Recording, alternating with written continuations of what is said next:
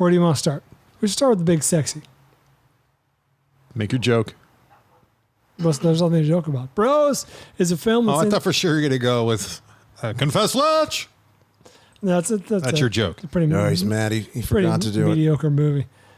Bros is a 2022 film directed by Nicholas Stoller. He, the director of Get Him to the Greek, Forgetting Sarah Marshall, and Neighbors.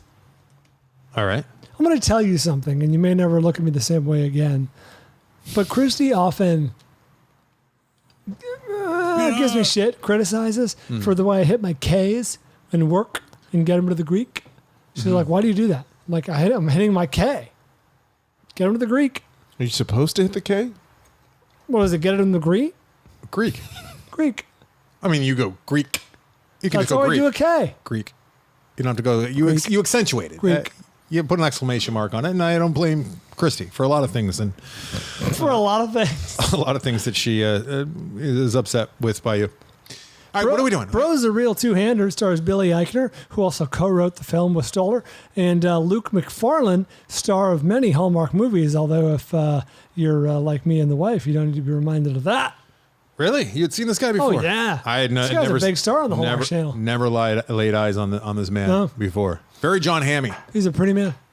He reminded me a lot of a younger John Hamm. He's a more athletic because John of Hamm. Confess Fletch. Yep.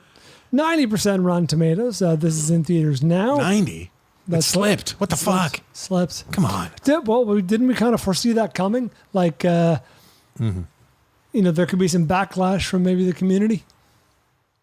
No, I don't think that's why. I mean, we've been getting shit about the Critic Proof too. That's a whole different conversation we should have some other time. But I disagree. I don't want to talk about a number of listeners are getting at us beyond Hector about using Critic Proof. Really, it's a conversation we'll have down the road. All right, I don't have the strength to do it right now after everything.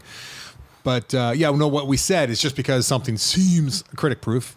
I realize that that's offensive to some people to say things are critic proof, and I think I'm being misunderstood, which is kind of par for the course with me. My entire life I've been misunderstood. Right.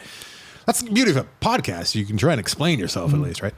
But you got the forum. What we brought up is you. All right, moving on. What you forget about that when you say something is like that a critic proof is the like perhaps there's gay critics who don't like this movie like for any reason, right? And they don't have a problem at all with giving it a negative review. So I'm not saying that that's 10% of the critics out there are gay and don't like the movie, because I don't think that's the case at all. That would be a wild coincidence. All right, let's talk Bros. How much did we need to set up for our audience? I imagine there's a percentage of the audience that has no interest. Really? I don't think it's a huge percentage, but it's something. I mean, if you like something about, Saving Sarah Marshall. Yeah. This is in this Forgetting Sarah Marshall. Christ. Or Get Him the Greek, which I enjoyed quite a bit, and the Judd Apatow type of humor. This is that. If you like rom-coms, this is that. Those movies you mentioned, I thought were wackier than this one. This one was vacillated between some very sharp satire and some very broad rom-com style humor. They did go hard on that paint, and I think that was for a reason. I think they were trying to show like, hey, this is just like any other couple, yet any other relationship, yet it's different in the ways that they illustrated. So right away we have to talk about that, because I felt more it was like highlighting the differences. They even there's a prologue where Billy Eichner's talking pretty much directly to the audience, where it's like, love is not love. It's not all the same. Like a gay rom-com is not going to be just a rom-com with gay guys. Like it has its own things. It has its own cultural touchstones. It has its own tropes. Right. You know what I mean? The gay love, gay lifestyle, all that stuff. Yet it was the most telegraphed movie I've seen all year, as far as paint by numbers. Like I knew exactly where this was going. Conventional. I mean, very conventional. The plot was. But yeah, but the numbers were all the same. The paint was different, and the paint was kind of excellent. Like, I fucking love this movie, and I really laughed out loud you loved it. a lot. Now, this movie is going to live and die by Billy Eichner, because I absolutely love Billy Eichner, and I don't know how many of our listeners know him, how many of them have appreciated him on Billy on the Street, which was a fantastic show that I watched religiously. He was also a Parks and Rec, though, too. Okay, so maybe people... Because I knew him through that. I haven't seen a ton of Billy on the Street, but I saw him in Parks and Rec first, so people might know him through that, He's got a particular brand and of comedy. It's very acerbic. He was toned down and subdued in this, more subtle. He was toned down. Oh, compared to Billy on the Street? There's a bigger version of this. I don't know a lot about Billy I've seen clips. I haven't seen lots of episodes. Really? He's like way crazy, like over the top in your face with his comedy and his ridicule and his cuntiness, for lack of a better term. So this is a mainstream Billy? This is a more subtle, subdued Billy. Yeah. Approachable Billy. Flyover Billy. But I mean, it hit all the beats you'd expect in a rom-com, and I have to think that was intentional, or they're just going for like the broadest audience and give them what they expect in a relationship movie. I don't know. Okay, so there's a number of problems with that. Number one, so we rarely talk about box office, but that's the story right now, like why the movie underperformed. And like Billy Eichner's, he's a little catty sometimes, and he's like... It's a better word than cunty. I'm going to use that. He basically saying straight homophobic audiences didn't come out to see my movie, but that could be true, that could not be true. But there are some fundamental issues at work here. Number one, the audience for rom-coms and movies in general. Now, I'm not talking about you, me, Avery, or really anyone listening. I just mean like the general populace go to see movies for movie stars. They go to see movies to see fucking Sandra Bullock and Channing Tatum and Brad Pitt run through the jungle. They didn't give a shit. If this movie was that movie with these stars, they wouldn't give a shit about it. It's big stars, unless like a word of mouth situation, of course, like fucking My Big Fat Greek Wedding. But this movie suffers box office wise. I think it's well acted, well performed. I enjoyed everyone in it. Box office wise, you're gonna have a hard time. You're already up against it, and now you're not dangling a star, a recognizable household name to get people in the theater. That's strike 2 and 3. Well, I mean, I don't know how it would go if it was Zac Efron and Harry Styles. Like, do you think that would get a whole lot more people and in there? I don't think it would. I'm not advocating that to be a better movie. I'm simply saying. Would more people show up to watch them make out than to lesser I show? think so, yeah. Yeah, for sure. But it's part and parcel to what this movie is, and you kind of have to, I think if you're the movie makers, the filmmakers, you have to kind of just swallow or just embrace it. It's like, this is what the movie is. It stars a bunch of relative no names, not household names. Yeah. I'm not trying to be mean. I'm just saying the performers were mostly really good. This seems like it didn't cost a ton of money either. And I think that really it's on the studio backing it and really giving it a big, broad, wide release, which is great. And I think that when a movie is this good, and what's interesting is take this however you like. I know there's sensitive people that will hear this and be turned off, but I am very turned off by two guys getting it on. I'm very turned off by it. I think as am I. Two dudes making out. Like I have biological this, for. I'm sure some of it's learned from growing up when we did, but also I think it might be I remember Dr. Drew saying there's a biological threat response. Sure. And, I got to tell you, through exposure, I was like desensitized to it by the end of this movie, because there's a lot of it in this movie.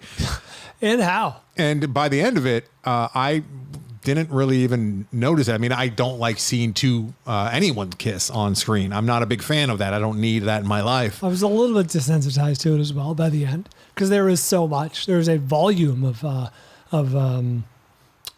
I wouldn't say gay sex. Well, there is actually. There's some very explicit gay scenes, gay sex scenes in it. But I'm wondering. That was one of the better laughs when the interloper came into their bedroom. That was. I had a good shot. I liked it more where Billy was like leaving, where he was with the baseball players, and there was a lot of group sex going on, and I don't know if you get that in a straight movie. I don't think you would, because that's not part of the lifestyle, right? I really do feel like it illustrated, it showed, peeled back the onion and showed me a lifestyle that I'm not familiar with in that realm, right? The dating realm. Sure, and of course. It makes perfect sense. Oh, and the hookups, the grinder hookups. Because I'm a guy and I know what it is like to be a guy, and I've always thought that if I was a gay guy, it would be the fucking greatest as far as yeah. Because that's all the world is. So one of my drops. You're such a dick. I really enjoyed this movie, though. That said, I didn't love the end.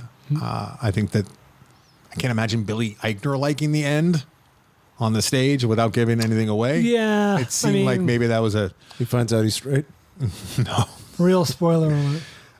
It seems like that was a compromise that he had to make to. Felt a little. That was the only part of the movie that felt generic to me. The whole movie, I mean, the relationship arcs and like what you see, is coming, and all. It was. There's a lot of good stuff in this movie. So much good stuff. Though. I will say now I'm trying to divorce myself from talking about the quality of the movie and talking about decisions that were made in development. I think a big fundamental flaw with this movie is, okay, I enjoy some rom-coms, and I imagine people who really enjoy rom-coms enjoy them for partially the same reason, which is, number one, you go in like enjoying the tropes, right? The meet cute, the breakup, the makeup, all the stuff, all the silly stuff that you're going to get with a rom-com. In addition to that, you can kind of turn off your brain with a rom-com and just kind of enjoy it. I'm not talking about our audience. I'm talking about like, this is a business thing. You're thinking box office, and you're approaching this movie. We rarely do that, but I think it's interesting. Well, you're defending, or you're trying to counter Billy's knee-jerk reaction that it's due to homophobic audience not coming out. I mean, that is. I don't doubt that's a part of it. I don't doubt that. It has to be. If I'm in high school, even today, like, knowing what I know, and I got like a guy friend and we're two straight guys, I don't know if I'm going to be like itching to go see a gay rom-com. I think, true. You know what I mean? I think it would be very uncomfortable for me. Obviously, I mean, just thinking like, is he going to think that I'm coming on to him? I don't want to. I asked him to the movie. I don't want to send mixed messages. So with that small sliver of the audience, how much of the box office relies on 17 to 19-year-old males? Totally. And in addition to that, to finish my thought, this movie, whereas most rom-coms you can turn your brain off to an extent, or at least dial them back, this movie asks you to think. Mm-hmm. This movie poses like situations you probably have. I'm saying me really as like a cis white straight male haven't really considered or encountered. You know what I mean? I was saying that exactly. Like they peel back the onion. But this movie is asking you to like keep your brain on, which is hard that's a hard sell for a rom-com. It's like, it's not fun and fancy so free. Confusing to me that people would want to turning your brain off in a movie. Like, how do you even like stay awake? I don't get it. Like, the only way that I'm energized is if I'm actually being challenged a little bit and having to follow things. It's so bizarre that people I want to go in and just like flick it off. How do you not fall asleep? I turn my brain off. I'm asleep. I can't turn my brain off. That's why I can't fall asleep. Try some feels. Yeah, there was probably a half a dozen jokes in here that were over my head. We didn't even talk about it. That's another. There were cultural references that I was like, I bet that's funny. Yeah, I bet that was a really good joke. And I was, but that's like a lot of things, like a lot of, like especially foreign films. Like we don't quite understand some of what they're putting down. We can't pick it up because it's not, from our world. But it's based around, Stonewall riots, which don't get enough play at all. Were I didn't know much about them. Big part. I had to research a little bit more after the movie because they kept coming up in this movie. And which is fine. The most interesting thing was that the police that showed up that began the aggression back in 1969, the Stonewall riots, were the Public Moral Squad. There was a Public Moral Squad roaming the streets, a police squad called the Public Morals that were roaming the fucking streets. Make sure two dudes weren't holding hands. And the Stonewall Inn was actually mafia owned, which all of the gay clubs and gay locations were mafia owned back then because that was the only way. Most clubs were. And a lot of clubs were in general, yeah. But didn't know this. So Billy Eichner is a podcaster, very, very successful podcaster. And we see him podcast in the beginning of the movie, which was a bit of a cheat. Lets us see who he is as a character. It's a good 3 minutes of exposition. We never see him work again for the next like 2 years of his life. We never see him. I guess it's just thought of as, it's a podcast. So he just goes, does that in the closet 15 minutes a week. He's not wrong. In the closet. Oh, I see what you did there, bro. That's good. Some of the stuff. So he's trying to kick off this LGBTQ history museum in New York, and some of the scenes that take place in the table in there with all of the different groups from the LGBTQ. You know who the woman and the was. woman Yeah. from Greener Grass. Yes, I was very excited to see her. She's like a I'm character sorry, actor. but I really think you're in my house. She's got over 100 credits. Oh, she was on Glee. Yeah, That's I think she's best known. But this movie has so many funny moments and great moments and just really good writing. Sure, I mean, it's Billy Eichner for sure. You see Billy Eichner. Everything Throughout. there is to love about Billy Eichner is in here, and he doesn't shy away from being real. I mean, Cunty is better than Caddy in this situation because that scene with the wine glass and with the mom, and there's so much good. I would like to see this movie again. I love this movie. Yeah, I might watch this with Christy. She'd probably find it enjoyable. I liked it. I don't think I loved it as much as you, but this is undeniably a well-made, sharp, funny, insightful movie. Yeah. A couple of things that I would absolutely change, but I understand why they did them the way that they did them. And I understand what you're saying. I don't care for the story. The story was very meh, but the characters relationship or the that's not the story. That's a character. The characters were great. I felt like his counterpart was a little stiff at first, but then he grew into the part as he went. The Macfarlane, Luke Macfarlane. Yeah, Luke. I ended up really liking him by the end, and they got me. Like I truly wanted them to be together, which is a sign of a good rom-com. A lot of rom-coms, I don't give a fuck about either one of these people. I don't care if they're together or not. I don't care. And it's so inevitable that in a regular rom-com they're going to end up anyway. It's like why are we doing this? Right. Well, I mean, that's one of the problems with this movie is it followed all the same tropes of a rom-com. Yeah, but it also put in what I know. Put what I felt like was an authentic spin on them. You know what I mean? Like here's the trope in the straight movie. This is how it would work in the gay movie.